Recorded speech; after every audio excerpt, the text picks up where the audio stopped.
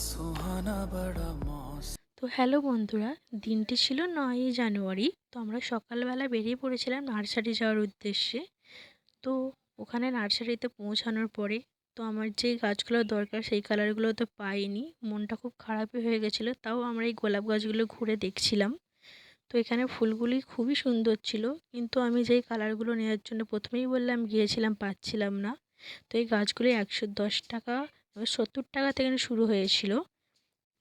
ওরা বলছিল আরও সকাল করে হলে আমি জিনিসগুলো পেয়ে যেতাম। যেহেতু আমরা যেতে লেট করে ফেলেছিলাম, গাছগুলো আর পাইনি। তো তার পাশে এই গাছগুলি দেখো, খুবই সুন্দর, ৮০ টাকা করে দাম বলছিল।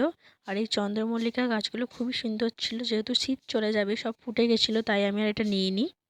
এগুলো ৭০ টাকা করে দাম বলছিল। এখানে এর পাশাপাশি বিভিন্ন ধরনের বাহারে গাছ ছিল। আর এদিকে ছিল জবা ফুল, যা আমার শাড়ির খুবই ফেভারিট, ও সেটাই দাঁড়িয়ে দেখছিল।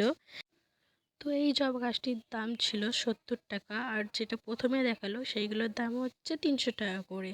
এই কালারটা খুবই সুন্দর ছিল। তো আমি এখান থেকে দুটো গাছ নিয়ে নিয়েছিলাম। হ্যাঁ, তোমাদের তো বলাই হয়নি, আমি গিয়েছিলাম হচ্ছে জোনাই। আমি এখানে প্রথমবারের মতন গিয়েছিলাম। তো নার্সারিটি খুব একটি বড় ছিল না, ছোটোই ছিল।